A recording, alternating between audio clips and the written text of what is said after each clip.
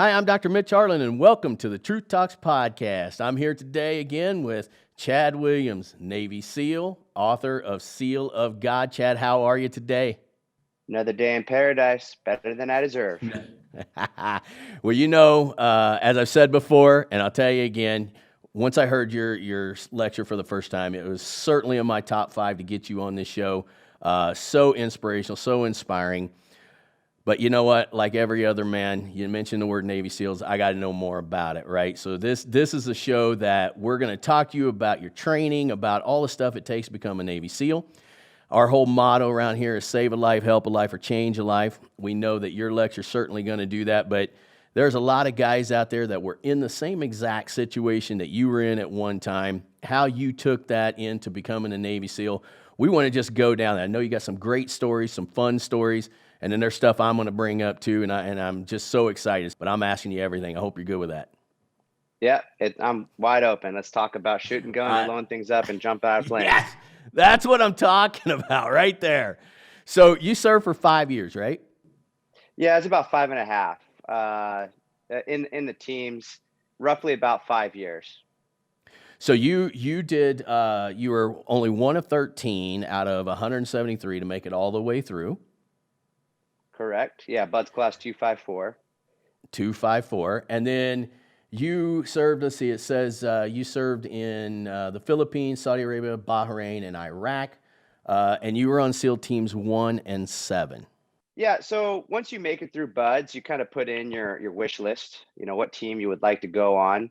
And the way that the teams are broken down is you have East Coast and West Coast teams, with the exception of the team out in Hawaii. That's it. So let's just put it this way. All the odd number teams are on the West Coast, Coronado, San Diego. So if you want to live that West Coast style, then you're hoping to get either SEAL team 1, 3, 5, or 7. And then on the East Coast, if maybe you don't want to live, like a Hollywood SEAL, and you want, maybe a simpler life, a family life, a community life, you'd be out in Virginia on the East Coast. And on the East Coast, you have those even number teams 2, 4, 6, 8, and 10. You can't request to go on to SEAL Team 6 right out the gate, though. So that is kind of a special one. That's something that you do after maybe a couple deployments, a couple platoons. You could request to go try out for SEAL Team 6. But like I said, it's on the East Coast, and that totally was something that I would have loved to have done, but I would never give up living on, the West Coast, or at least being stationed on the West Coast. And so I didn't take my shot at that one. Like I said, that there is an exception. There is such a thing called an SDV team, which stands for SEAL Delivery Vehicle. So there's SDV-1 in Hawaii and SDV-2 on the East Coast in Virginia. But the thing is, by the time you get done with Buds, you are so sick of water. I mean, like after Hell Week, you're so petrified. Like from water, you walk around a puddle when you see it on the ground. Not only do you walk around it, right, but you shiver when you see it. You see that puddle and you just, you're done with water. So the last thing you want to do is a SEAL delivery vehicle team. I can't think of anyone that volunteered for that. But looking back on it, I am, a waterman. Even before, SEAL training, I was always in the water, loving to go surfing and body surfing and spear fishing, diving for lobster. And so, if I could have gone back and done something differently, I might have liked to have taken a shot at doing one of those SDV teams, especially out there in Hawaii. That probably was a pretty cool experience. But that's the breakdown, right? West Coast, East Coast teams, odd number on the West Coast, even number on the East Coast.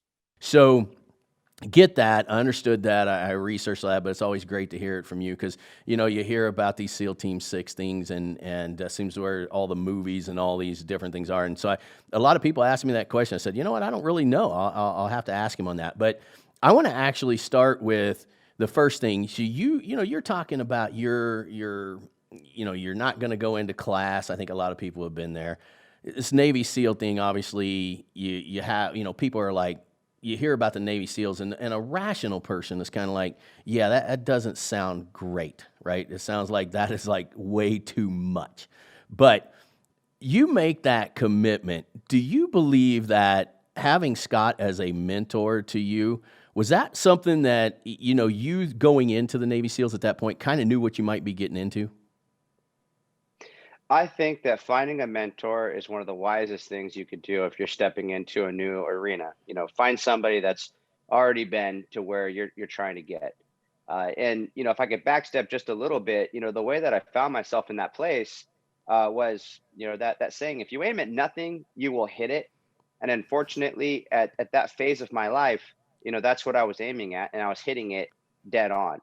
And I think a lot of people go about their life not really knowing what their aim is, but still somehow hoping, though, that they'll get to wherever they want to go, that everything will kind of come together in the arena. And so we never step on an airplane that way, hoping that it's going to take us to the right destination. I certainly never pulled the trigger that way overseas, just kind of closing my eyes and hoping that it hits, the right target. You need to know exactly what it is that you're aiming at. And so this is actually a fundamental of shooting, and it has everything, and shooting has everything to do with goal setting. When you're trying to shoot, you have a goal in mind, you have a target that you're trying to hit. Well, this also applies to, kind of setting out the plans for your life. And so in the SEAL teams, we say aim small, miss small. Fundamental of shooting, if I'm just trying to aim at some enemy insurgent that's bearing down, on my team, and my goal is to hit this guy, somewhere, put something in him. What happens if I miss? Well, I'm completely off target. I don't touch him. So what if I decide, what, I'm not just trying to hit him. That's not my goal. My target really is I'm looking for, say, the third button down on his t-shirt.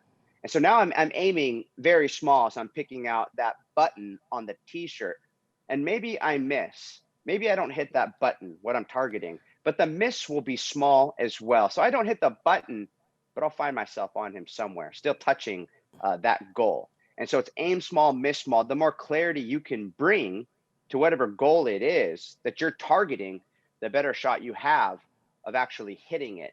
And so that's really like the first step right there. That's the fundamental. Once you sort of have that long range shot, what you're going for, then it just comes to, breaking things down step by step, incrementally. It's a lot of practical steps that ultimately will get you to where you want to go. So I felt like the hardest part really was figuring out, what is it that I'm trying to target? But sometimes the greater the need, the greater the result. I had a great need to get out of the position that I was in. I hated where I was at. This sense of just living a wasted life. My back really felt like it was up against the wall. And so that's where I started brainstorming, and I started capturing that vision and zeroing in on, broad general idea. I want to do something significant with my life. Well, that's way too broad of a goal. And then I'm zeroing in on joining the military, what branch of the military, and then boom, ultimately I want to be a Navy SEAL. And not just that, I want to be competitive. My goal is always to be the fastest runner, the fastest swimmer. Maybe I don't hit that, but I still am going to find myself, graduating with that class eventually. But you had said that your dad's like, listen, Chad, this is not something you can just quit again. What was that turning point where you were like, okay, I'm going into the SEALs? Was it when you got leveled out there and the Terminator guy chased you down, and then you made that commitment at that moment, as you were talking about, where you're like, I'll die before I quit? Was that the actual moment that you're like, okay, I can do this. This is what I'm going to do? You'd be surprised when I pulled into that school parking lot as a total loser, about to go take finals I didn't study for, 30 minutes earlier. I had no idea what I wanted to do. 30 minutes later, I already decided I want to be a Navy SEAL. Like, it might seem like I made that decision on a whim. What is a whim, really, by definition? I did make that decision in a very short amount of time, but I was locked in. I already knew in that parking lot, I'll die before I quit, whatever it takes. I'll never ring that bell. And so sometimes people think that these types of things take a whole lot of forethought, but it really wasn't that at all. I'm just sitting there in my truck, sitting idle, and make the decision to really go for it. And maybe that's the problem sometimes, is people know what it is that they want to do, but then they start second guessing a little bit too much. They don't bother to actually just really, it's time to do it. Go do it. Get the ball rolling. Pull the trigger. I love that quote by Theodore Roosevelt where he talks about, the man in the arena, and how, he says, it's not the critic that counts. It's not the man who points out how the strong man stumbles or where the doer of deeds could have done better. He says the credit belongs to the man who is actually in the arena.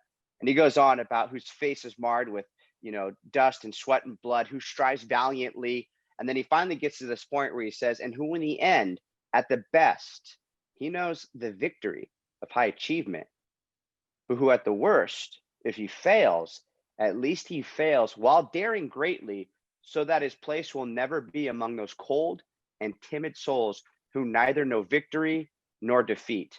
There is one position that's lower than failing at something. There's one thing worse than failing, and that is to have never tried at all. You never want to be one of those cold and timid souls who neither know victory nor defeat. I got no issues with somebody failing at something. I've failed at plenty of things. I got issues with quitting. We should never quit anything. All right. And so I think that my experiences in the past moving forward, you don't want to dwell on the past too much. Right. And on the one hand, you want to forget those things which are behind, press forward those things which are ahead. But at the same time, I also do kind of want to remember something about failing. And what I do want to remember about not failing, but quitting at something, what I do want to remember is how much it sucked, how much it hurt. That feeling. I want to remember that so that I am motivated to never feel that feeling again. I thought about what it would be like in Hell Week.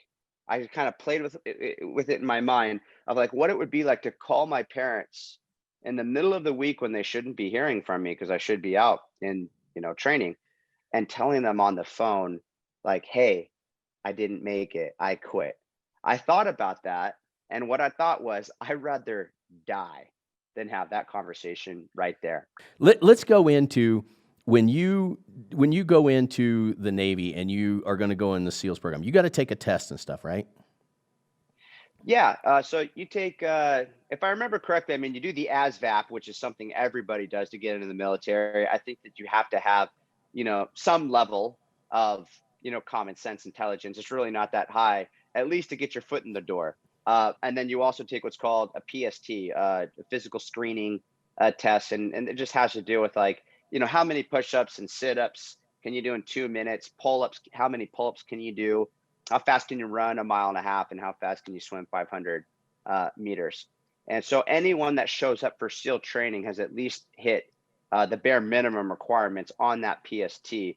But if you're hitting the minimums there, that certainly uh, doesn't really up your chances for making it through training. Are most of the guys that are going in the program, are they pretty much badasses? I mean, do they look ripped? I've always heard that it's the guys that aren't carrying all this massive bodybuilding muscle stuff because it's just so much weight. I mean, but are these guys pretty extreme athletes before they decide they're going to tackle the SEALs program? A lot of the people that show up truly are phenomenal athletes. There have been Olympic athletes that have shown up, to try and be a SEAL or NFL football players, Major League Baseball. Some make it, some don't, right? So it's not all physical, but these are tremendous athletes that are showing up. I think one of the mistakes guys make sometimes, like you said, is trying to bulk up and get big. They decide they want to be a Navy SEAL, and so they think step one, I need to go hit the gym. I need to start slinging some iron around and get really built up.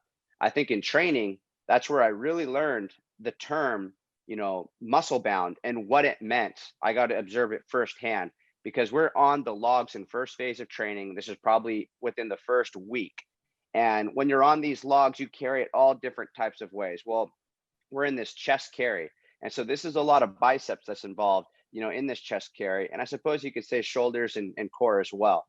And, as we're getting different guys on the logs situated, I look over and man, there's this guy that, he looks like, Popeye and some, just these gigantic, biceps. And I'm thinking, good, man, we got another guy on the log here that's, got these giant arms. He's really going to be a huge help. Well, within 5 minutes of carrying this log, and we got to carry this log for like 4 hours, we're doing this thing called circles of death. Where we're going up and over the berm and coming around, doing a circle, up and over the berm, doing a circle. 2 hours into it, when we think it's over, they're telling us it's all secured. They say, ha ha, just kidding, halfway. And so for 4 hours, we're on this log. And within 5 minutes, this guy with the giant muscles, I just couldn't understand it at the time. He is just completely burned out. And now he's actually a liability. He's not an asset. He's leaning over the log and we're carrying this guy around. And I'm like, how is it that, me, 145-pound guy at the time, little wiry guy, is holding on to this log longer and keeping this guy up? Buds SEAL training is all about basically body weight exercises. Sure, you do carry around a log, and sure, you do carry around a boat, but your portion on that is really not that much when you mix it amongst a whole crew. You're maybe carrying anywhere from 25 to 45 pounds, of that load. And so it's all about the twin peaks of SEAL training. I always tell people that guys that want to go in, it's running and swimming. Those are the twin peaks right there. I've never really seen anyone quit, on a grinder PT, where they just can't do any more push-ups and they can't take it anymore and they want to go ring the bell, or they feel like they've done too many flutter kicks, not on the rope climbs, not so much every now and then, under the logs, under the boats, but it's on a run or a swim. That's where a lot of people either quit or they fail. So when we start, so you go in, you do this thing, you get accepted into the SEALs. So then there's how many phases are there? There's three phases in BUDS, which is basic underwater demolition SEAL training. That's where the rubber really meets the road. But after you've made it through BUDS, it doesn't mean you're a SEAL. You're pretty much Right. 98% of the way there in a sense.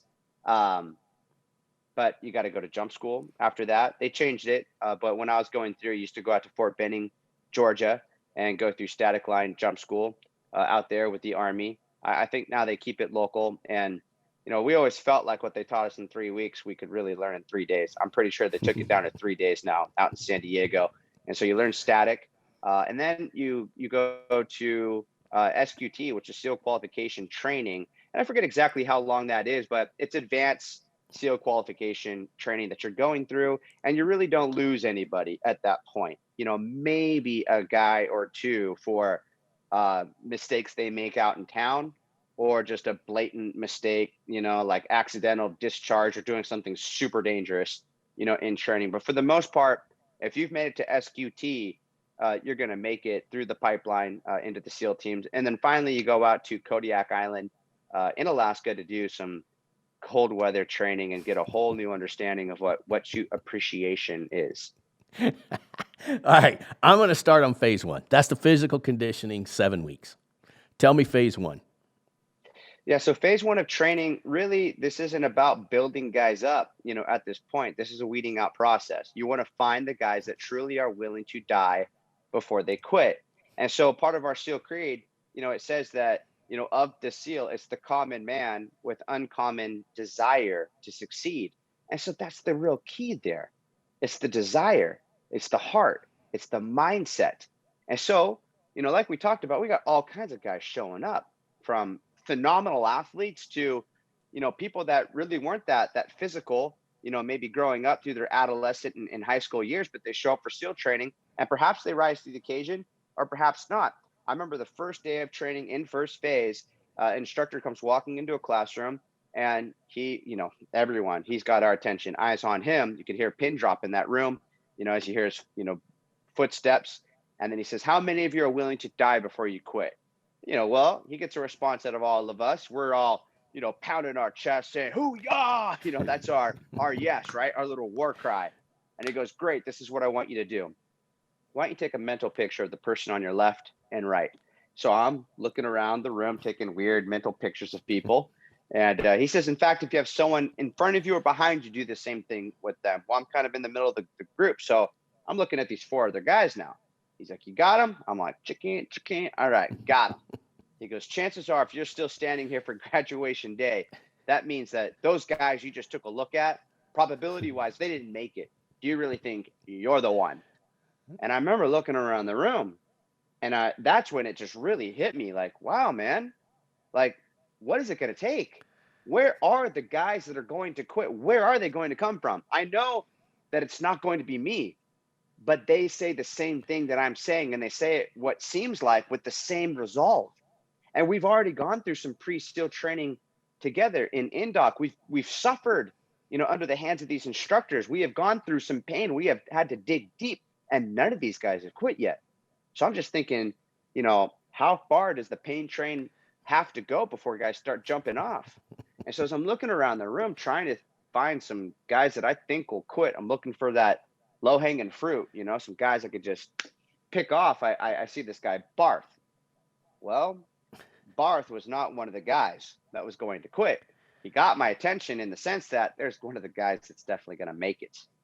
Barth was the stud of the class. This guy was always in first place on anything we ever did. There's never a question over who's going to get first, on, a run. He's just always in a league of his own. The question amongst the group is who's grabbing second. So there's one of the guys that's definitely going to make it. And then I'm thinking, what am I doing? I got to find guys that I think are going to quit, not guys are going to make it. So I'm looking around the room a little bit more. And then how could I forget about that low hanging fruit over there? This guy, Alex Gagne. Now, Alex Gagne was the exact antithesis of Barth.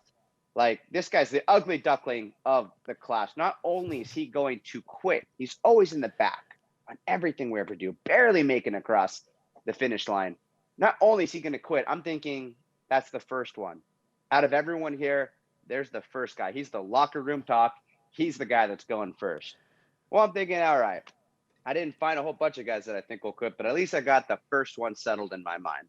Well, the irony of it all is that by the time we get to the most difficult part of SEAL training that happens in first phase, called Hell Week, who's amongst the first to quit? Well, not this guy, Alex Gagne, the ugly duckling of the class. Amongst the first to quit is this guy, Barth, the guy that everybody pinned is like, he is going to make it. And the crazy thing is, who's one of those guys that ultimately made it all the way through that pipeline and became a Navy SEAL? This guy, Alex Gagne. And so, what does that demonstrate for you right there? I think it demonstrates the truth of this principle, or this truth that comes out of the SEAL Creed, that is the common man with uncommon desire to succeed. That desire is the key. So maybe, whatever your pursuit in life is, once you figured it out, you've got that target in your crosshairs, you've got, the focus, you've got your aim small, miss small. Who is it that actually succeeds in hitting that target once they pull the trigger? Well, it's not the extraordinary people that accomplish extraordinary things. It's the common man with uncommon desire to succeed. Keyword being desire. And that should be great news. I think that's great news for everybody, because a lot of people in life, they think that, this is very popular today, they think that they are just the victim of their circumstances and upbringing. And that, oh, well, this is just the deck that I was dealt with. This is how the cards fell. And so this is who I am. And they blame all of these outside circumstances on, why their life is turning out the way that it is. When, sure, I could agree to some degree that there are certain uncontrollable factors that happen in our lives, right? We are not the determiners of like what household we will be brought up in, what our race is, sometimes what our education is. Like, there are certain people in life that do seem to be kind of blessed out the gate with certain privileges that others don't have. But that's just life. That's how, the odds work sometimes. But here's the good news, is that although you cannot determine your DNA does not determine your destiny. The determining factor here is none of that stuff right there. The determining factor is something that, regardless of background or circumstances, you do have control over. And it's your heart, it's your mindset, it's that desire. And so that's why I say it's common man, uncommon desire to succeed. That is the key stuff right there. And that is opened up to everybody. Do you think Gagne knew that inside himself? As he's looking around, is he's like, I'm going to die before I quit? Did he have that before the SEALs developed that in him? The SEALs don't develop that in you. By the time you get there, you're in the arena, and it's too late to start working that stuff out there. Like you better have it when you go in. They don't work on you in that sense. They don't build you up. When you go into SEAL training, you never get any type of positive reinforcement or cheerleading from instructors. All you get is, you're worthless. We hate you. You suck. We don't want you to make it. We know you're going to quit. Do us all a favor. Go ring the bell right now. And so what they're looking for is, they're looking for guys that can be self-motivated. They're looking for guys that don't need to be coddled and cheer-led on, because in combat, you're certainly not going to get that. In combat, it's quite possible that you have all the odds against you, And you need to be able to find it within yourself, to say, I'm going to die before quitting, with every last ounce of me, every last breath and heartbeat, I'm going to fight. I'm steeled in my resolve. That's what they're looking for. So first phase is not so much, it's not a building up process. I think that if you don't quit, you will be built by it. I think that David Goggins kind of talks about how you could callous your mind. I love that analogy, the same way you callous your hands. If I keep beating my hands up on the pull-up bar, maybe you started off with, soft hands, but the more you beat them up, the more calloused your hands become. I guess you could say going through, first phase, it's either going to completely break you, or it is in a sense going to callous your mental toughness, and you're going to become a totally new type of person in terms of mental toughness, right? So you have that initial motivation, I'll die before I quit, but then it is the things that you go through in life that begin to forge you. And whatever you're being shaped into, it's not always comfortable. That chiseling process is not always comfortable. There's things that are being chipped away, but ultimately, you are being sculpted into something. And so another one from our SEAL Creed, it says that we're forged by adversity. Adversity is either going to cause you to fail or be forged by it. It's either going to be a wing, or a weight that just sinks you and leaves you knocked down, never to get back up again. I'd say the guys that make it through training, they found the wing. They found a way to rise to the occasion in the moment, and they were sculpted all the more afterwards. Is phase one that, you hear this saying, at least, us common people, when you hear about the SEALs, they always say that, your mind will quit way before your body. Is phase one designed for you to learn that when your mind is there, your body still has more? Yeah, it's really hard to quantify, but you do hear it get thrown around. That SEAL training is 85% mental and 15% physical. Well, the reality is 100% of the time it is physical suffering, right? But people do mentally give up way before the body gives out. I love this, that like as we were about to go into Hell Week, we have a class proctor. And so the class proctor is kind of like, he's kind of like, your stepfather, in a way. He's the one that kind of gives you guys a little bit of the lowdown of like, here's what's coming up, guys. Right? He's kind of a guiding light in a sense. I remember him saying that if you've made it this far, we're just on the beginning end of Hell Week. If you've made it this far, you have physically what it takes to make it through Hell Week. We got the majority of the class still there, vast majority of the class. I think we're still north of 100 guys. And so he says, if you've made it this far, physically speaking, you have the hardware. You can make it through Hell Week. That's powerful right there. Yeah, the goal of Hell Week is to figure out now, not so much who has the hardware, because we know you guys all have the hardware, who has the software. Who is really willing to die before they quit? And so if you think about it, mental toughness can be developed. I used to think, and this is because I just didn't think about it a lot before. It's like, I guess you either got it or you don't, because I can't tell who's going to make it and who's not going to make it. You'll be surprised. But after thinking about it more and more, I realized that you're not just born with it. It's not one of those things, that you either have it or you don't. Mental toughness can be developed.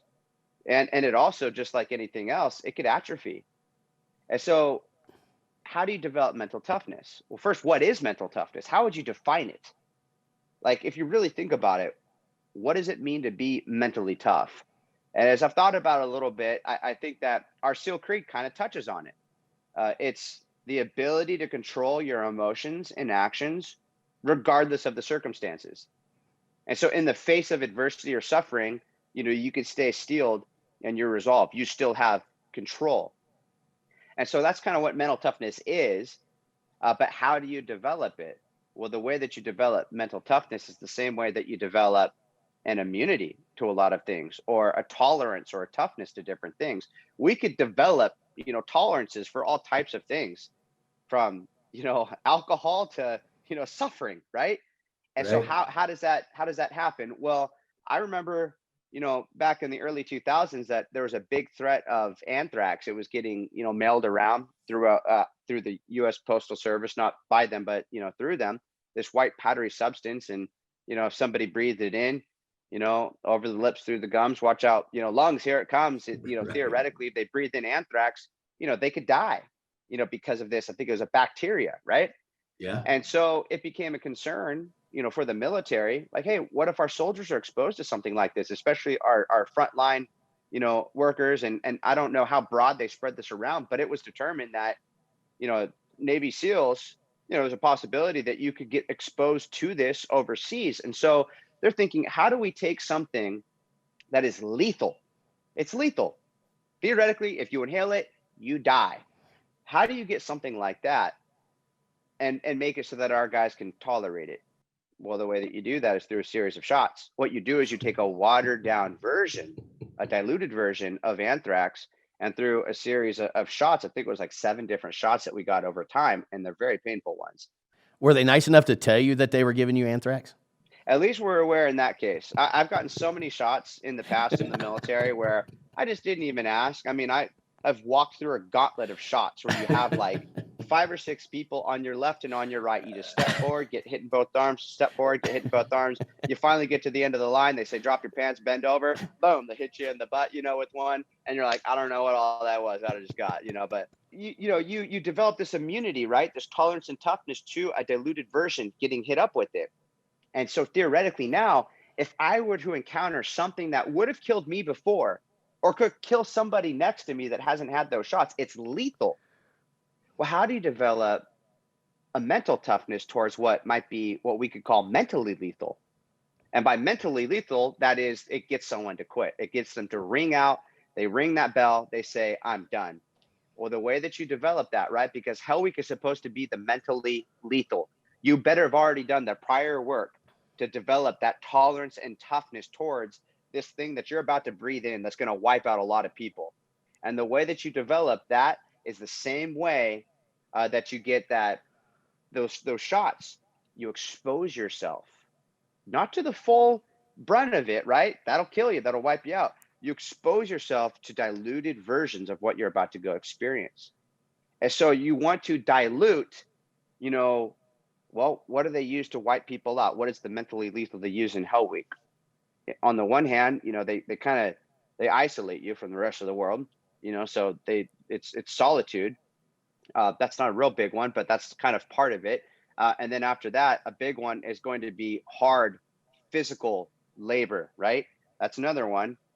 Surf torture, cold water exposure. That's a big one.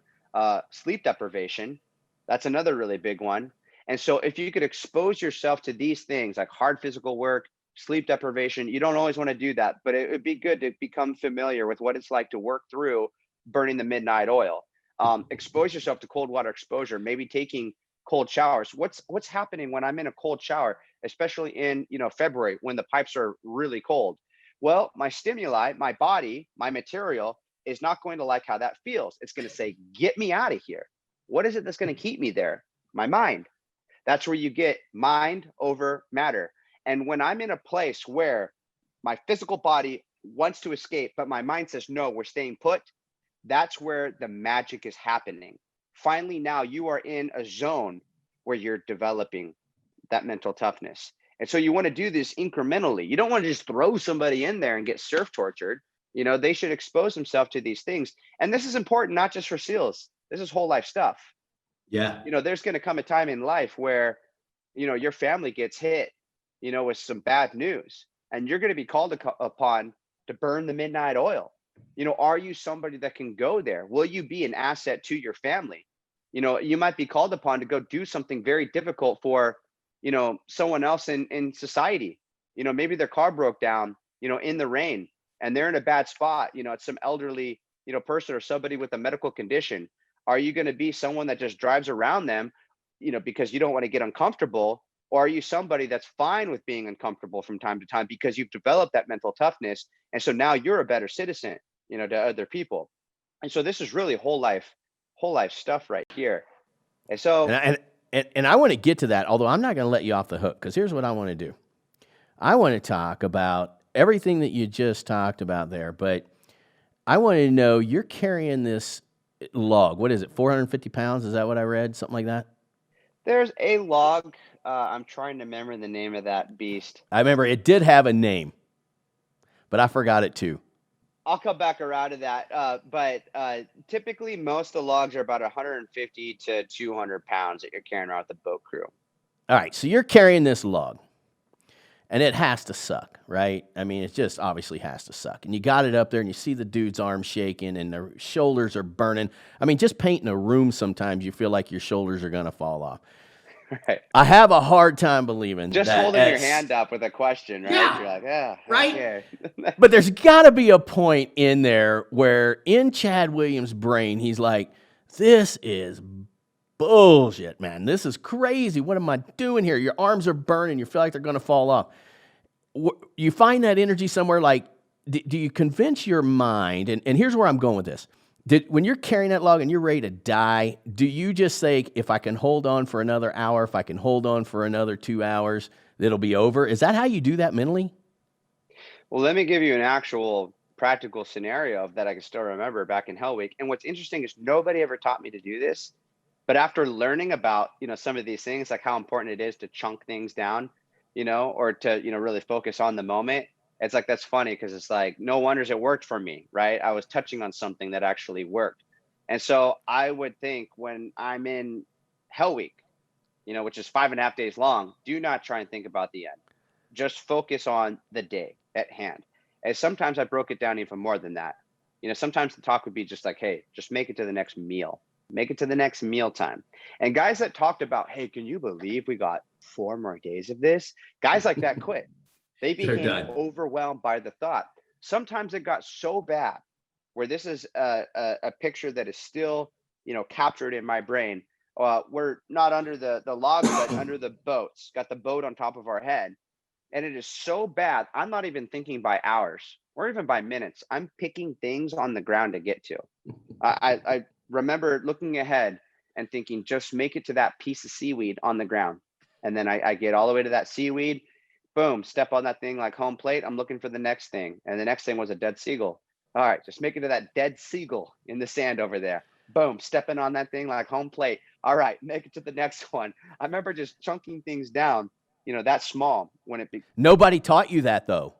Nobody taught you that. That's something you just said, hey, this is the only way I'm getting through this.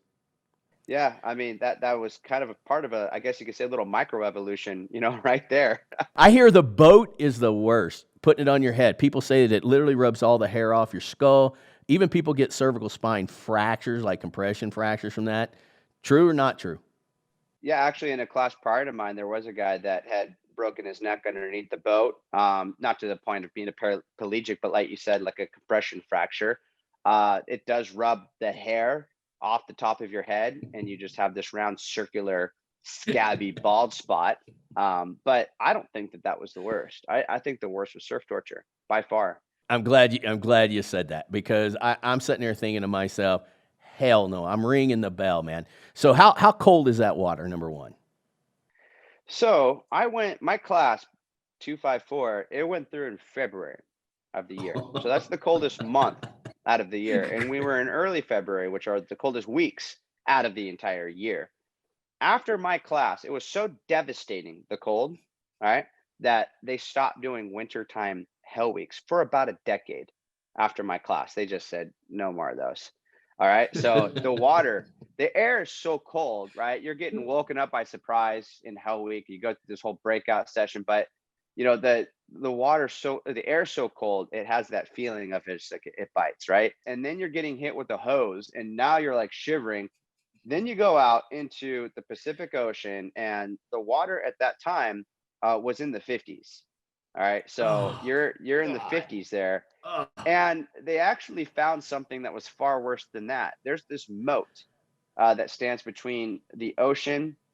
There's the ocean, and then you have the sand, and then you have this moat. And they put this moat in there in Coronado, San Diego, to attempt to try and protect the buildings and vehicles from waves. So this moat, it grew like all this vegetation that was almost like triple canopy jungle. Okay. So there's water in this moat, and this water never sees the light of day. And so that water, I remember the ocean, it was in the low 50s. And then we go into this moat water, right? That it's just, it smells so bad. And that water hurts so much more, than the ocean. It was awful. So you are so cold. We call it jackhammering cold. You look like you're hanging on to a Jackhammer. jackhammer. And when the instructors, they surf torture you, which if no one knows what that is, I think they've come up with a more politically correct term now. They just call it cold water exposure. But it's surf torture. It's the water's version. It's the ocean's version of torture. You link arms with your buddies, and the instructors will play head game with you guys. They'll just leave you in the surf zone, getting thrown around, waves breaking over your head, sand filling up, the pockets of your eyes and your ears. And think about this, but you can't even clear it out because you're linked arms with your buddies. And so you're just blinking through it. But they'll play head games by saying, hey, we're going to keep doing this. They'll say over the megaphone, gentlemen, we're going to keep doing this till 3 of you give up and quit. And you better be sure that they're going to get their quitters. We're going to keep doing this until they get their quitters. Did you ever tell your buddies, you'd be like, man, you look bad, you should quit? They would do that to me. I don't think I ever did that to anybody else. But so I was a little 145-pound guy. Being wiry like that is very beneficial going through buds because, like we said, a lot of this is body weight exercises. But the one area where this is a bad thing is when you want body weight when you're out there in the water. You want a little extra thickness. And so I remember being next to some burly guys, and they were saying, we're going to keep doing this till 3 of you give up and quit. Well, I'm looking at this guy, and he still seems like he's not suffering too much. He's pretty comfortable. He's got a little shiver, but he's looking over at me, and I'm just like doing the electric chair, right? And so he's looking at me smiling, thinking, I got you. And I'm thinking to myself, like, how deep down the rabbit hole do I have to go into the realm of suffering in order to get this guy who's not even shaking like me yet to come down to a place where he quits instead of me? How'd you break that down? So we had the seaweed, then we had the seagull. How do you do it in the water? So I would think of things, right? Like I would think of my mentor, Scott Helvenston, and I would think of really bad things that it's not a happy place to go to, right? But I would create these stories in my head, and I had to make it believable, and I had to really believe it, that quitting and ringing that brass bell was not just, quitting SEAL training. I tried to play it out in my mind as though, we're not even SEAL trainees. We're all captives here. And, these instructors are like terrorists. And if I ring that bell 3 times, my family's in another room, and that'll give them the green light to execute them, to take a, fully automatic machine gun and wipe them out. And I say I had to make it believable in my mind, because if you're just telling yourself a story and that's all that it is, then it's easy just to kind of say, it's just a story. And so I really try to imagine that, quitting is not just quitting, it's killing my family. And so it's not a fun place to go to in your head, Yeah. but it is something that you can utilize when it really gets tough.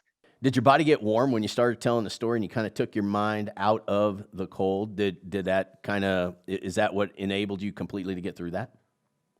No, I think moms can kind of, that mama bear strength, right? The kind of strength that if their kid is like ran over, or, there's a vehicle on top of them, they could lift a car, in that Yeah. moment, or, I have moms sometimes, they'll come up to me and after they hearing me speak, and they go, oh, it's amazing you went through all that, da, da, da. And I could never do that. I go, yeah, you could. You could. And they're like, what do you mean? I'm like, imagine if it was your children that were on the line, and they say that, we're going to kill your children if you don't make it to the finish line.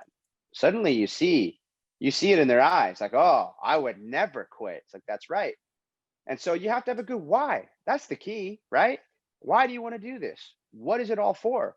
And so I put big things on the line, things that weren't even technically on the line, like my family. I'm doing this for my family. I'm doing this for, the legacy of my mentor, Scott Helvenston. Those are some of the really big things right there that got me to go. You only go so far for yourself. If you want to do this for yourself, Right. I don't think that's quite enough. And I started off that way. I started off with, I want the identity of being a SEAL. I want to be that guy that's like, dude, that guy became a SEAL. And that's not enough right there. And so thankfully those reasons matured along the way.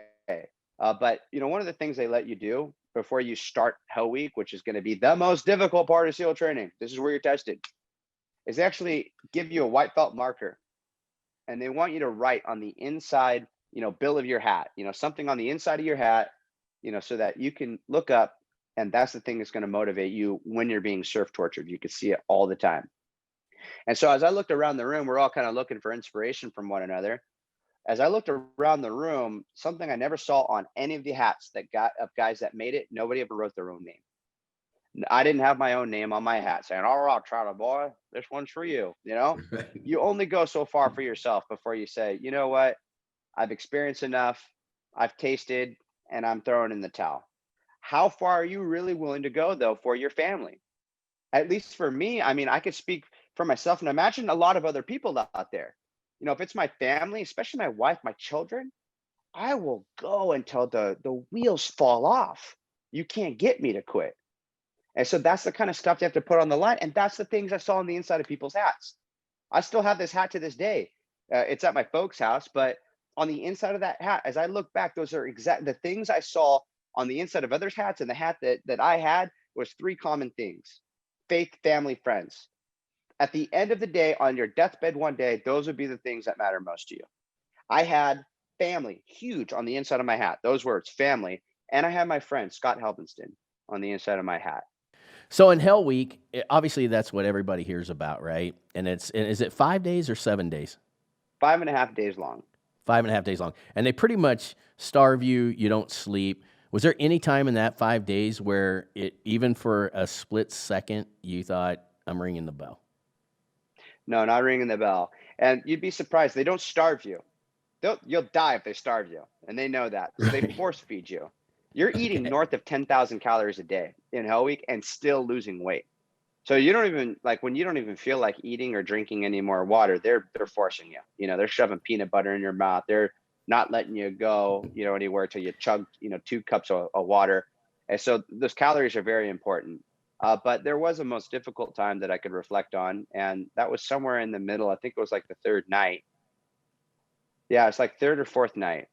But I whatever third or fourth night, it was during a surf torture in the bay, and they just have us laying there, and I was just so cold, man. I probably was hyping out. It was just difficult. It was hurting that in that moment, and in that moment, what I remembered, it was funny because your mind goes all over the place. You're almost in like a sort of dream state or nightmare state. But I went back to a place where I must have been younger than 4 years old because it was the first house that I grew up in, and my brother wasn't born yet. So, gosh, I must have been like 2 years old. I was able to go back to this place where my little sister, I mean, my big sister, she would cheerlead me and encourage me. I learned how to climb out of the crib at a very young age. And I'd climb out of the crib and I'd go running down the hallway, and my parents would catch me and I'd get a little spanking, and, they'd throw me back in the crib and I'd be pouting. And then my older sister, she would, I think she just liked to watch the show that was going on here. But she started clapping and going, "Come on, Chad, you can do it. Come on, Chad, you can do it." And I would get this smile and I would go climb in that crib again and take off down the hallway, lights come on, get the spanking, throw him back in there. And she just loved watching this on repeat. I'm sure it was entertaining to her at the time. But to me, that was motivating. She kept saying, "Come on, Chad, you can do it." Well, ironically, in that what felt like a weakest moment, that entered my mind. And I just kept hearing my older sister cheerleading me. "Come on, Chad, you can do it. Come on, Chad, you can do it." And so I was just replaying that over and over in my mind, which was a distraction, in a sense. It got me through that tough spot. The surf torches were the worst by far. Is that when you met Donatello one night? That would come on the last night. So the last night of Hell Week, you do this paddle in the boats. It's called Around the World. You paddle around Coronado Island, and it basically takes all night to do. And so now you're in the last day of Hell Week. You are, at the end of your rope, physically speaking. You're, just drained completely as far as sleep deprivation goes. And so you begin to hallucinate. All this physical exertion, sleep deprivation, it leads right into hallucination. And really, the craziest hallucinations that you would have would always happen out there in the ocean, in the water. And usually, when someone else is hallucinating, you at least have a moment of clarity. You could see the ridiculousness of it, of whatever it is that they're claiming or saying. And so there'd be guys that would jump up on the front of the boat, like they're George Washington, they're on the bow, and throwing a hand salute out into the dark horizon of the ocean. And we're like in a race. You should be paddling right now. It's like, "What are you doing, dummy? Get down." And they would just call out what they think they see? They'd be like, the Statue of Liberty. It's like, dude, there's no Statue of Liberty, wrong coast. There's nothing out there. They'd sit down, start paddling again. Another guy would, be waving out in the water. And like, dude, what are you waving at? It's like the guy on the bicycle. You don't see him going by. It's like, no, dude, there's no guy riding a bicycle across the water. Well, as I'm paddling along, like it or not, I knew this wasn't right, but I'm looking in the water, and I grew up watching Ninja Turtles, and I see like Donatello, like coming up out of the water and like looking at me. And it's so real. I'm trying to like touch him and hit him with a paddle, and that would go away. But then like another one, like Leonardo coming up out of the water. So suddenly now I'm not paddling anymore. I'm like looking in the water, getting preoccupied with like trying to whack, what I'm seeing in the water. And then I remember one of the guys, because we're in a race, it matters, right? It pays to be a winner. And I'm not paddling right now. One of the guys on the port side goes, Williams, what are you doing? And I know this isn't right. But I just tell him, like, dude, I see Ninja Turtles. Well, instead of this guy scolding me, saying, start paddling, you dummy, he puts his paddle down. He jumps over the edge. He's looking over the edge, and he's like, where? He's like trying to find him, Tell me about the chumming incident. That's another one of my favorites. That came at third phase. And so these instructors, one of them in particular, he found out what I used to do for a living before I came out to SEAL training. I used to work on sport fishing boats, and sometimes we would go out 15 days at a time, out to the tuna grounds and catch these, albacore, yellowfin, bluefin, yellowtail. And sometimes we'd spend time off the coast of San Clemente Island, where you go for third phase of SEAL training. And so I was very familiar with the island, looking from the outside in. In fact, I think that's one of the things that planted a seed for me, is sometimes we would be anchored up outside of San Clemente Island as the sunrise is coming up, and I would see like the trainees, the SEALs out there. And I would think to myself, man, I think I might want to give that a try one day. And so we're going to be going out to San Clemente Island. This instructor finds out I used to work on boats. He knows that, therefore, I know how to fillet fish. Well, he's planning on doing some fishing out there. Well, here's the thing, is that, when you're on San Clemente Island, you're kind of, especially the instructors, they're away from a lot of the oversight that maybe they normally would have. So that upper brass, if they see them doing something that isn't really like a part of the curriculum, they would set them straight. But on the island, at least let's call this the good old days, right? I think maybe things are a little bit more organized now, but these were sort of the good old days where you could do some things that were kind of off the charts, off the curriculum. And one of the things some of the instructors, I won't name any names, they seem like they're inebriated more of the time than not. And they would come up with some crazy things sometimes that definitely weren't part of the curriculum. And it was scary. It was like being around a drunk stepfather. Like, you never know what he's up to next. And so one of the things was this guy that knew that I knew how to cut fish. He would wake me up 2 3 o'clock in the morning, just come grab me and say, dude, here's the deal. We caught some fish. There they are. They would have, albacore, bluefin, yellowtail, halibut. He goes, I want you to cut these up, fillet them for me. Take all the fish guts, carcasses, blood, throw it in those 5-gallon buckets, take it down to the beach, toss it in the water. If you do all that, I'll give you a 5-minute phone call home. Well, that's a huge treat, because you don't get to talk to anybody when you're on the island. And so I got my little calling card, and I'm doing my thing, and then call my girlfriend, let her know, like, who's my wife now. It's like, hey, you might hear something go boom tomorrow. We're going to be blasting 250 pounds of C4. That's us out on the island. So, I'm totally in on this deal. I love it. Well, one night he says, throw all the guts and carcasses in those buckets, but this time don't take it down to the beach. I got it. I go, oh, I could take care of it. And he goes, no. I got it. All right. Oh, maybe he wants to keep it for fish chum, to go catch some sharks or something like that. And so this is going on and on and on. 5-gallon buckets would show up. I'd fill it up. They'd disappear. New 5-gallon bucket would show up, fill it up. It would disappear. Well, eventually you have to do this swim in third phase on the island. We all know it's coming. We just don't know exactly when. It's a 5 nautical mile ocean swim, which is like close to 7 land miles. It's a long swim. And of course, we're going to do this by surprise. They wake us up in the dark hours of the morning. It's probably like 3 4 o'clock in the morning. And we're all getting up as a class. And, they bring us into a classroom. And I should have known better right from the start. There's only one other time in my SEAL training experience that they had a heated classroom waiting for us, and it was just before something really awful was going to happen in Hell Week. They get you real comfortable, and then the hurt comes.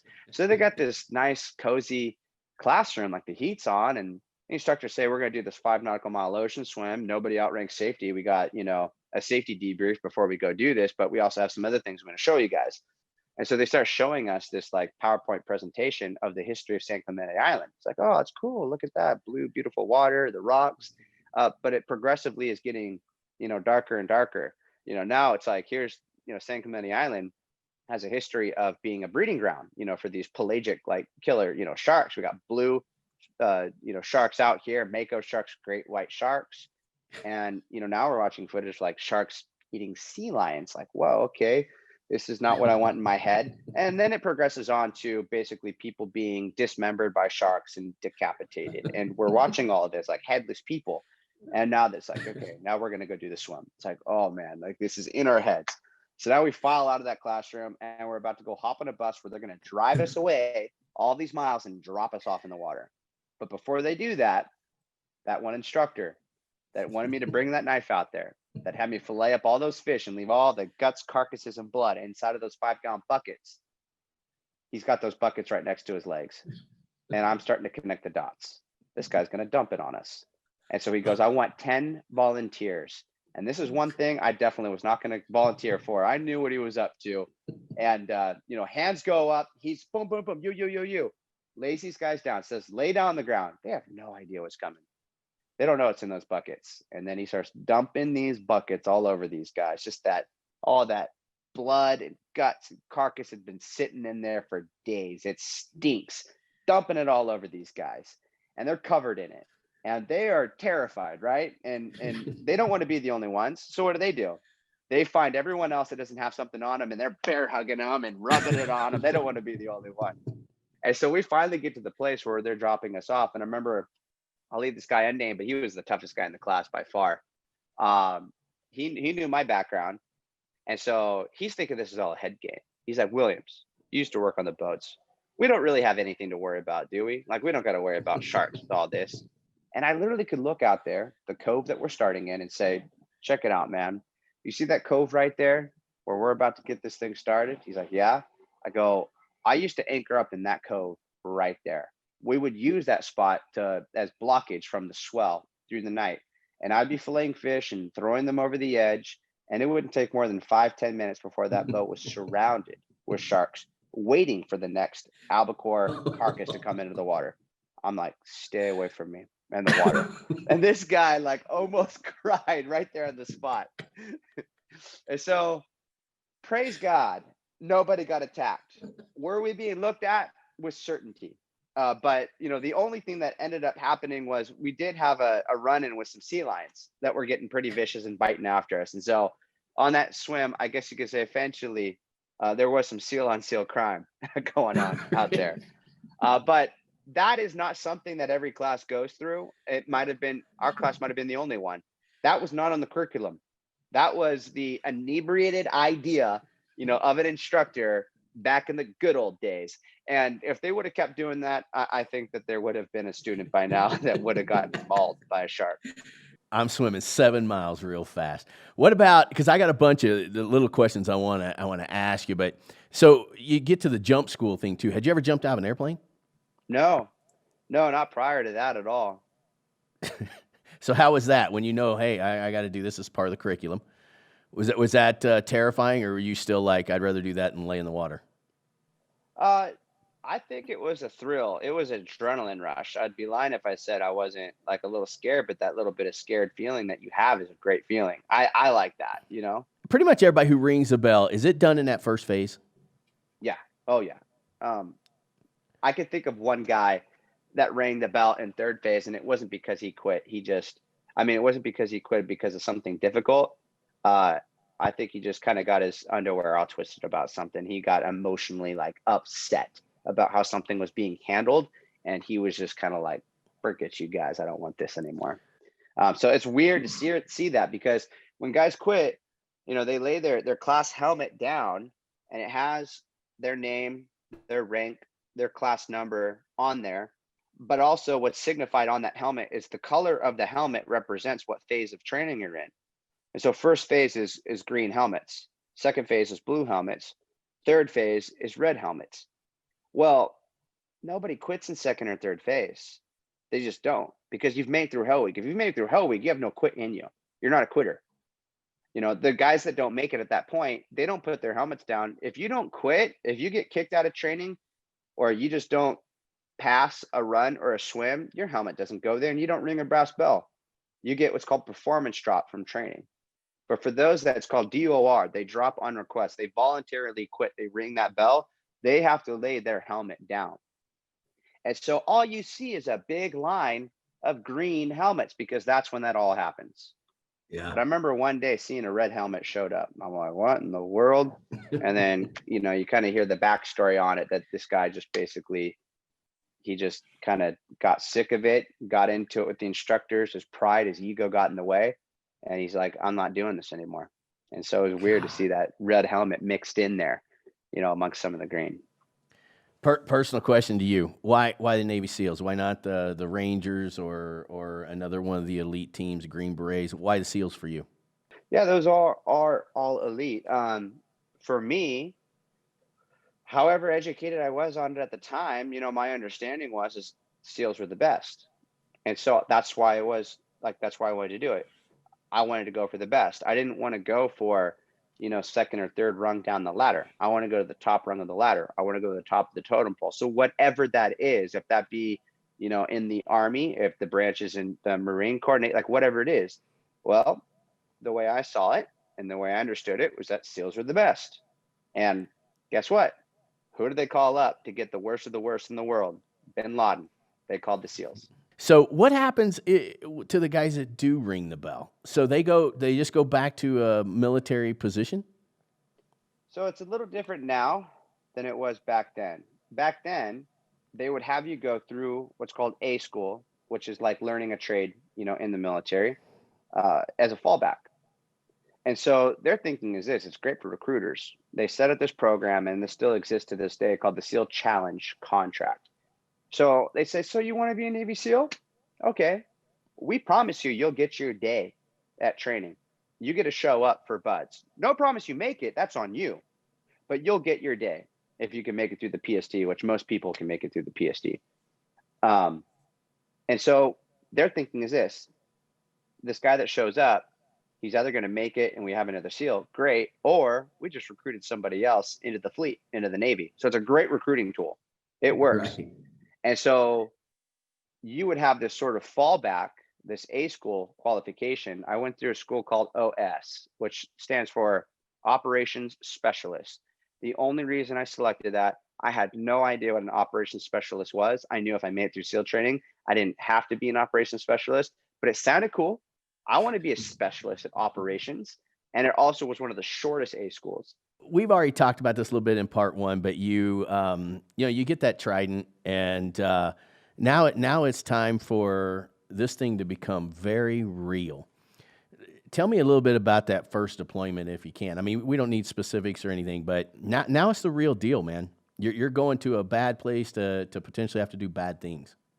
Yeah. So my first deployment was to the Philippines. And when I found out I was going to the Philippines as opposed to Iraq, I'm thinking, what are we doing going to the Philippines? Because you'd never hear about the Philippines, in the news. And so I'm showing up to this beautiful tropical place. I'm actually getting there ahead of my platoon chief and assault leader at the time. We kind of gone out there staggered. And so I had some time to kill after I put my gear away, where we're going to be staying in this little Nipa hut. And I decided I'm going to go out there in the water. The water's like paradise. And so, I've got my G-Shock, I've got my fins on. I don't need to wear a wetsuit. It's nice and warm. I'm looking at like the coral and just thinking this is paradise. Well, I come back in and now finally, some of the guys are showing up, and one of them, the platoon leader, and I'm going on and on about, man, it's going to be a really easy deployment, isn't it? Like, this is ridiculous. We're out here in paradise, and it's not really registering on the LPO. And he just kind of has this 1,000-mile stare. And I'm like, what's up, man? And he goes, yeah. You see that hut over there?" And it's like right behind me. He goes, "You know that road that we just came in on, earlier to get here?" I'm like, "Yeah." He goes, "Well, some Filipino Marines were ambushed on that road." He goes, "That little hut behind you right there, right now it has 10 corpses in it. There's 10 Marines in there, and they're dismembered." And you know what they did? They took the cell phones off these guys, their personal cell phones, and they sent pictures of these men and texted them out from their own cell phone to their spouses, showing them dismembered. And he's like, "Some paradise." And that's when it really became real to me. Like, wow, even though this is so beautiful of a place, there's also some triple canopy jungle out there. And that triple canopy jungle is so dark in the day that you can't even see. So there are people hiding in dark places. And so what it was is there's this group called the Abu Sayyaf, and they are nasty, nasty group of Islamic extremists, and their whole goal is to really try and take the Philippines by force. And so the entire time we were out there, we're doing what's called an advise and assist, operations with. They have Filipino Navy SEALs, their version of Navy SEALs and Filipino Marines, and we were just doing everything we can to try and help these guys to overcome the Abu Sayyaf. And there's another one called the MILF, which is the Moral Islamic Liberation Front. And I mean, that would come down to kind of guiding them all up to the point where it's like, there's the bad guys, go get them. We're not allowed to engage, personally, directly. We're only allowed to evade, all the way to, sometimes picking up their dead and their wounded, flying in and seeing these guys with, sucking, chest wounds, and, some of them unfortunately dying just because they didn't really know how to dress the wound. And the guy totally could have been saved if they had, put something on there. It's called an Astroman seal or something like it. And if you don't have a fancy Astroman seal, really all you need is like plastic grocery bag and some duct tape and just seal that hole up. That's right. And it was sad because, we go pick up these guys that had been suffering for hours, waiting for a quick reaction force to show up. And you see some of them that died from wounds that they totally could have lived, had these guys just, known to do the right thing. And so one of our goals was to educate them on those things as well. So first deployment out there to Philippines, I spent about 7 months out there, and it was this advise and assist operations against the Abu Sayyaf and the MILF. What do you think about this whole deal where, back then it was like nothing was ever talked about with the Navy SEALs, and now, people have books and different things about it. Is that just change of the times? I mean, I think these movies and stuff actually kind of bring out that, the hero and things. I think it's a good thing. What do you think about that? I think on the one extreme, it is important not to talk about like the details for operational security purposes, right? We don't want, people to know who are like the active duty Navy SEALs first and last name and where they live. We want their families to stay, safe. So don't get into the details about that. But obviously, pretty much everyone knew something about Navy SEALs. The question is, how much did you know? And how much is acceptable? And so where do you draw that line? It's very blurry. But I can make this point is that every guy that I ever met that showed up for SEAL training that became a Navy SEAL, if you ask them, like, what was part of the genesis of that? Like, how is it that you decided to become a Navy SEAL? Obviously, they had some concept in their mind of what a Navy SEAL was. And the only way that they get that concept is they've either read a book or they saw a movie. It was either Charlie Sheen and or, Right. Rogue Warrior, Richard Marcinko. As long as you're not giving away, you know, operational security like type details, I don't think it's a problem really. I mean, I think it's a huge inspiration. I can't tell you how many guys have, read my book, young guys, and written me and told me that I've motivated them to go and join. And guys have gone full circle. There's guys that are serving right now in the SEAL teams. And the genesis of that was from reading a book, Seal of God, the book that I wrote. And I think it's great because it also gives clarity to guys that are thinking about going in that maybe don't really know what they're signing up for. And so I've had people read my book and they go, wow, I didn't realize what was all involved. I thought I wanted to be a SEAL. I've decided I don't want to, anymore. So it's going to work, either way. It's going to give some clarity in that sense. Well, how did the moment that you got saved and did the team, how did they react to that? It was a mix. And I think it would be, for the most part, the same experience any other man would experience, whether he work in the corporate world, or construction world, just being around a bunch of the boys. I guess you could say that one difference with the SEAL teams is you spend way more time with these guys than you do with your own family. I mean, you're with them all day, and often like on trips, you're sleeping right next to them, multiple days, on end. So there's a lot of exposure. And the SEAL teams, as tight knit of a group it is like family. It's totally family. It's that whole concept, like, I could pick on my brother all day long, but if anyone else tries to touch my brother, they better watch out. Right. What the SEAL teams is dysfunctional in that same sense. There's a lot of like inner, you know, tiffs, I guess you could say, right? There's some clashing, there's some iron sharpening iron. There's some sparks that are flying. But at the end of the day, when we go overseas, that's my brother on my left and on my right. And I'm going to be covering his back. He's going to be covering my back. And that certainly has, played out for a fact. But yeah, after I became a believer, to my surprise, it really rubbed some guys the wrong way. Other guys were kind of like whatever about it. And I think some other guys, it was sort of like a, a little bit of a rock in their shoe, or a little bit of a seed planted. And I would come to find out later that they became, a Christian. So that was pretty cool. No, that's wonderful because I wondered that. I had been wondering that because I also wondered if, I mean, obviously you got to do some of the things that are unthinkable. And I wondered if some of them guys thought since you, have been saved and you felt the way you did, whether or not they wondered if you could pull the trigger if you needed to. 100%. I would get called out like that. And really, they just don't understand Christianity, Right. and I thought maybe there's something that had to be worked out there when I first got saved. I was a little concerned because I knew something didn't sit right with me. I knew it didn't pass the smell test, right? I knew it was off, but I just had to make sure. I was like, man, doesn't it say somewhere in the Bible, thou shalt not kill? And that's what I'm signed up to do, you know? And so it did not take long at all. Just do a little quick research. It's the sixth commandment, and it doesn't say thou shalt not kill.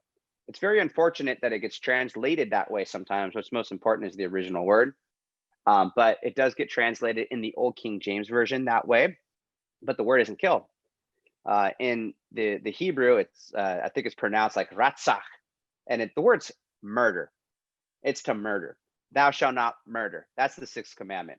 And there's quite a distinction between murdering somebody and taking life. In fact, in Ecclesiastes, it actually talks about how there is a time for a lot of different things. Amongst those things, there's a time to kill. And Romans chapter Yeah. 13 in the New Testament talks about how the government has been ordained by God, and the government does not bear the sword in vain.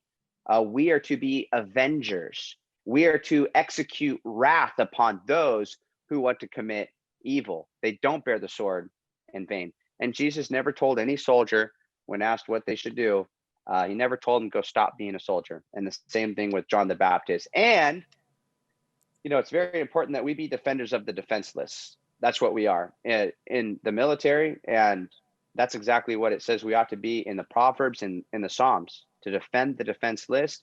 And obviously this matters to me, right? Jesus said to his disciples the second time he sent them out, he said, bring your money sack, bring your knapsack, put on your sandals. These all have practical applications. He's basically giving them a gear list. Same way I get a gear list before I go overseas, make sure you got your chem lights, make sure you got, all your, your body armor, your helmet. They're getting a gear list. He's telling them, bring the sandals, bring the knapsacks, put your belongings in, bring all these different things. And then he says, and bring a sword. Well, and they didn't have M4s then either, right? Right. Because it would have been bring your M4s. Yeah, exactly. Yeah. Today, Jesus would say, bring your knapsack, bring your sandals, and he who does not have an AR, sell his cloak to buy one. It's literally what he said. He says, if you don't have one, sell your cloak and go get one. And then the disciples are like, look, Lord, here's two. And he says, that's enough. He's like, that's enough. All right, I got to tell you this story, and I got to have you comment on it. So I was talking to this guy. He was on a base somewhere, and this SEAL team comes in, right? And this guy was, I guess, a pretty proper guy on rank and file type thing. And these guys come in. They're apparently not dressed to standard. Not I guess they weren't shaven. Whatever the standard of protocol was at the time. And the guy goes to his commanding officer and he says, "Hey, listen, this group of guys over here, they're not, adhering to protocol or whatever you guys call it." And yeah, well, all right. And he goes, "They're SEALs. Do you guys get special? Are you just special everywhere you go?" Well, that would be narcissistic, right? To like say that, but I would say It's Truth Talks. we do things differently in our community, honestly. So we don't think of ourselves as special in any sense, but we do think of ourselves probably of just being like down to earth and logical, right? Just like Right. Jesus would talk about the Pharisees, how they polish the outside of a cup, but they don't really care what's on the inside. Like we care a lot more about like what's on the inside than what the outside looks like. And to God that matters too. In 1 Samuel 16:7, he says, for I don't see as man sees. For man looks at the outward appearance, but I look at the heart. And so that's the kind of stuff we care about the most. It's the heart, the desire, the mindset behind a guy. And all that outward appearance stuff, especially in combat, how polished your boots are, that really doesn't matter. I know there's practical application to it. I think it's important for the elementary like start of things for guys because it shows like if you could polish your boots, if you can, show up on time, if you can make your bed, these are all things you learn like in boot camp. It shows that you could pay attention to detail, right? But eventually you move on, like I once was a child, but eventually I put away childish things. And so some of those outward appearances, they matter a whole lot to other people, to us in our community. It doesn't matter so much. And an officer, it's probably like unthinkable, for other communities to refer or address an officer, by first name. But that's just how we operate, in the teams. It's first name So basis. So the answer is yes. Yes. When you go onto a base or something, you're different. You get to do whatever you want. Oh, different for sure. Yeah. But we don't think we're better, honestly. That the thought there isn't better. It's just we are different. Shirt will be untucked. Those boots will not be all polished. There will be facial hair. There will be hair growing over our ears, right? And so we're breaking every military bearing, rule in the book as far as, some of the guys from these other branches are concerned. But we know that's not the stuff that really counts, in the end on the battlefield. And I just think that's cool. And to me, that's that reward for going above and beyond what's most of us would call humanly possible. And the reason that the Navy SEALs is so important to me or this type of discussion is because there's so many applications that every single person can use. I mean, there's people are going to watch this podcast and they're going to hear your story and they're going to hear what you're talking about today. And there's just so many applications to how to be better at your job, how to be more committed in a relationship, how to do these things, and maybe not complete SEAL-esque type of level, but still everything is applicable to almost everything in life. We did a recap yesterday of part one, and I asked producer Chad, I said, do you think you can make it through the SEALs? And he said, no, I don't like to swim and I don't like to run, and therefore he went into the Air Force. And but we always want to tell every single person that we're out there that we appreciate your service, everything you do. I want your story out to as many people as we can possibly get for a multitude of reasons. And from here at Truth Talks, we appreciate every single second that you've been able to give us. Well, I'm thankful, and I can't complain about the service. I got paid money to shoot guns, blow things up, jump out of airplanes, and hunt down bad guys. So to me, it was a real treat. But I am certainly thankful of all those that literally are standing in the gap as we speak, defending this way of life. And certainly, first responders and law enforcement in the season that we're in right now. I am of the mindset, and I'm sure many of your listeners as yourself are, like, I back the blue. I really appreciate these law enforcers. They really don't get the love that they deserve. They got a really hard job, and they truly are there to protect and serve, and I'm thankful for them. We appreciate you saying that, because here at Truth Talks, we believe that too. And just to all you guys that made that ultimate sacrifices of protecting us and allowing us the freedoms to do what we do, we're eternally grateful. Thank you so much, my friend. If you need anything from us, you contact us. We'll make as much stuff as we can possibly happen for you. We want this message out there. Awesome. Thank you so much. It's always great to be on with you. All right, brother. We appreciate it so much.